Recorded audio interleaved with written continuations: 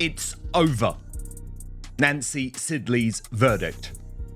After another disastrous weekend, proving that Prince Harry and Meghan Markle are on edge, with even their enemies at the Daily Mail reporting on new strains in the marriage. It was supposed to be the fashion comeback of the year. Paris, Dior headquarters, that holy ground of haute couture where only the world's most iconic faces are allowed in. Picture it. Flawless models, movie stars, a few royals sprinkled in, cameras banned, security like Fort Knox, just glamour and exclusivity. But then guess who rolls up uninvited? Yup, Meghan Markle. At exactly 9:42 a.m., a sleek black SUV stops on Avenue Montaigne and outsteps Meghan, head to toe in Dior. Except get this, not even the current season. She was rocking old collections, like she'd raided Dior's archives herself. Her team confidently strolls in, telling staff she's there for a last-minute fitting arranged directly with creative direction. Except Dior hadn't arranged anything, not even close. And that's where the chaos began. So yes, Harry and Meghan stepped out separately in New York, going their separate ways.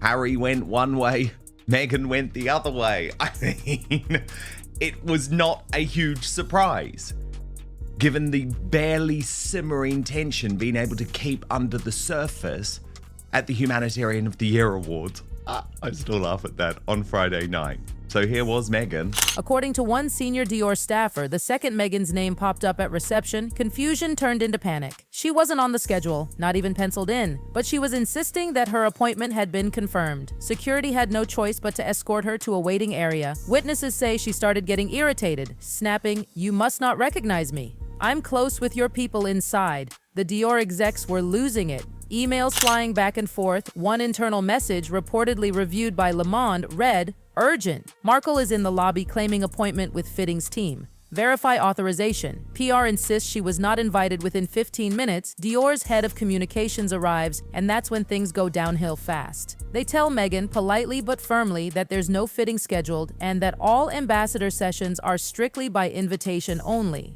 Her reaction? Pure disbelief. Arms crossed, glare locked in. "After everything I've done for your image," she reportedly snapped, "you're really going to shut the door on me?" That moment froze the entire room.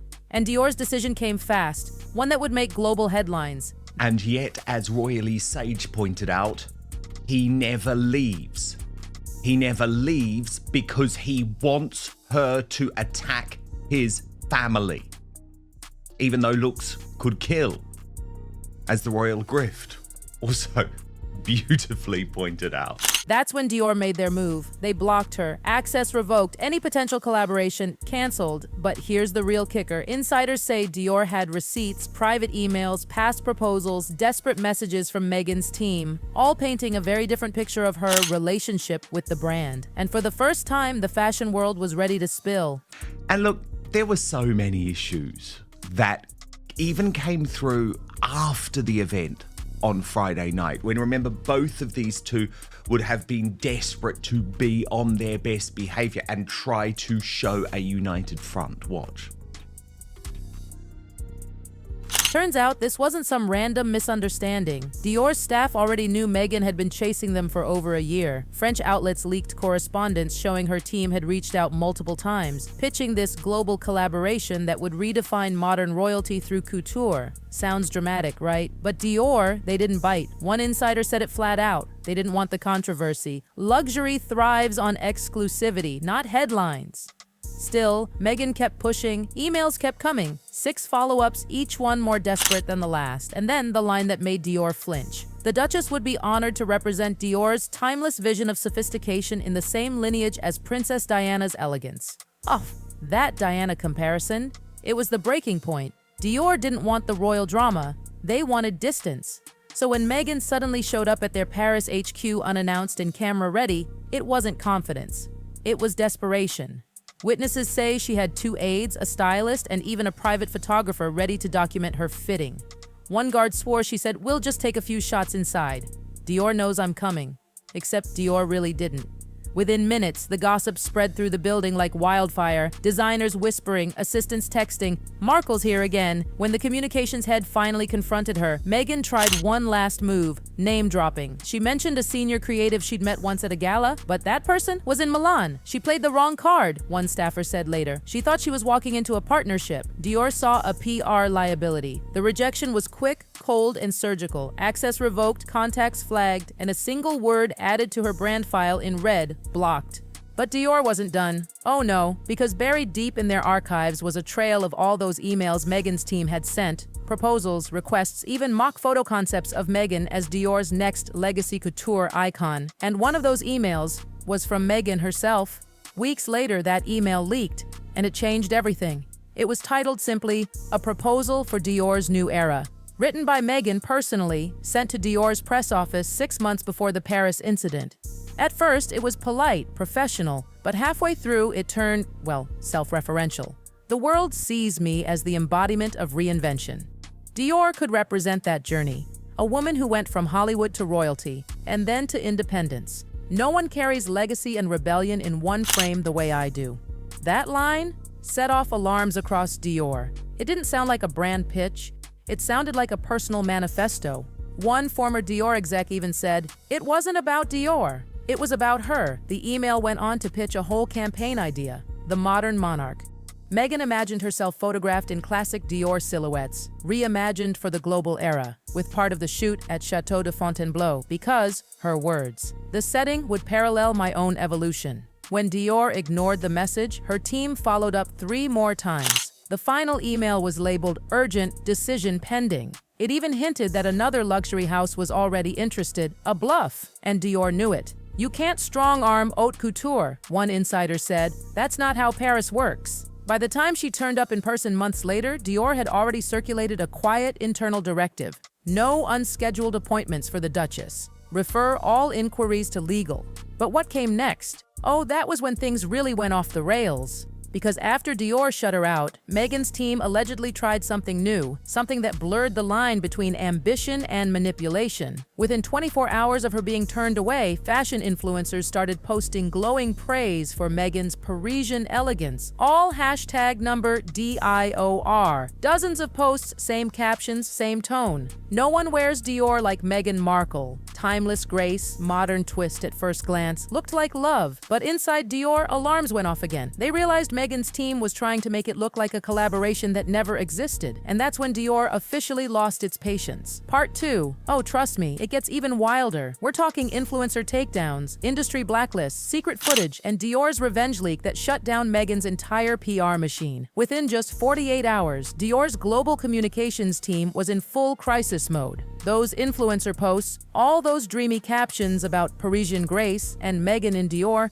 weren't random. They were coordinated. One PR executive told Le Monde, "It was calculated." She wanted to imply a partnership without having one inside Dior's walls. It wasn't flattery. It was seen as brand hijacking. An internal memo leaked soon after stating, "Evidence suggests deliberate coordination to misrepresent brand affiliation." Immediate distancing recommended. The next morning, Dior took action. They issued a quiet, off-record statement to top fashion editors in Europe. It read, "Dior has no current or planned collaborations with the Duchess of Sussex." The statement was meant to end the rumors, but oh, it did the opposite. Suddenly, every journalist wanted to know what actually happened. Within hours, headlines erupted. The Dior debacle, Meghan's couture catastrophe. British tabloids called her desperate for relevance. American outlets framed her as a victim of elitist fashion snobbery. And in Montecito, Meghan was livid. She thought she could finesse the narrative, one former stylist said, but Dior slammed the door harder than she ever expected.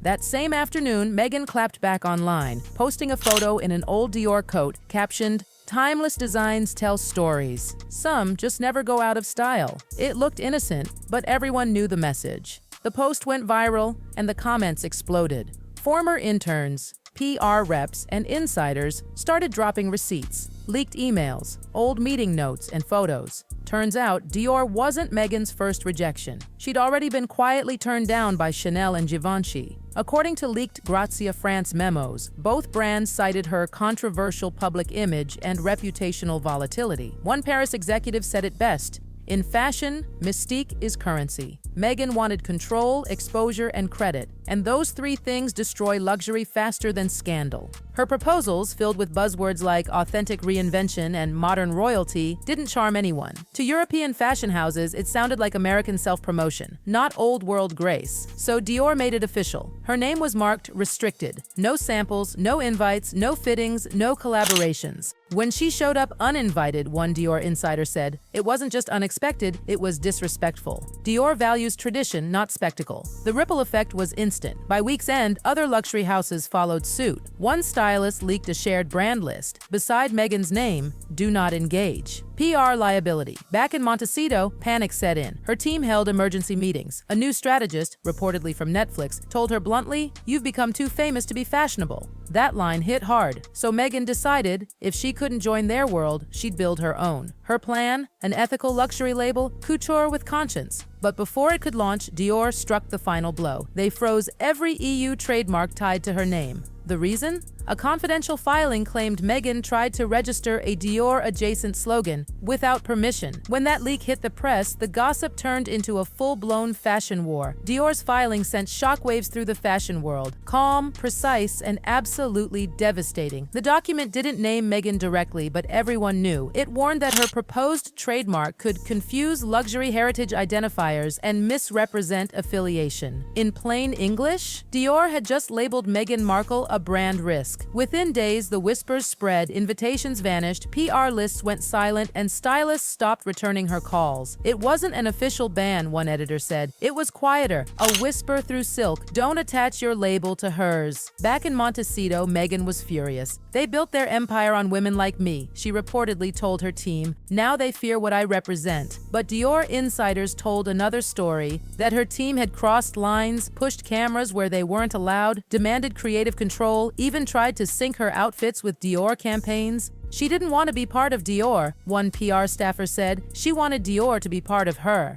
Then came the twist. A leaked LVMH memo listed Client M, Meghan Markle, among problematic public figures, citing unsolicited brand association and influencer manipulation. Translation? Dior believed Meghan had staged those fake influencer posts herself, and the bombshell didn't stop there. A Dior security contractor came forward, revealing Meghan hadn't just arrived, she brought a camera crew. Until then, everyone thought it was a misunderstanding. But this was planned. 3 people came with her, a stylist, an assistant, and a cameraman with a fake documentary permit. CCTV footage showed Meghan striding through Dior's lobby like she owned it, camera tracking her every move. When security intervened, she refused to surrender the footage. What Dior's team later found on the copy left them stunned. Meghan, staring straight into the lens, said, "Sometimes doors close that weren't meant to and you walk right through anyway." It wasn't a crash, a Dior staffer said coldly. It was an episode. Leaked documents later confirmed Meghan planned to include the Dior visit in a Netflix special titled The Doors That Close, portraying it as a story of resilience. But Dior shut it down instantly, filing complaints, sending cease and desists, and freezing any footage use. Netflix backed away. Still, someone from Meghan's team leaked a photo of her standing before Dior's glass doors, captioned, "She walked in without permission, because women like her never needed it." That one post destroyed months of cleanup. The internet erupted. Even fans questioned her motives.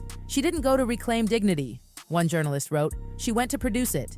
Then Dior made their final move, leaking their own security video. No edits, no commentary. Just Meghan entering, posing, showing a fake email, whispering, "You'll regret this," and walking out. Heels clicking, head high. It went viral instantly. And Dior didn't have to say a single word, because in the court of fashion, silence. And one perfect clip said it all. By week's end, Meghan's deals were gone, her documentary shelved, and her PR machine silent. A comeback turned into a collapse. Dior stood tall, untouchable. And in Montecito, one question lingered. Was Meghan making a statement, or just trying to be seen? Because in the end, Dior didn't block her with words. The footage of her walking out in silence did it for them.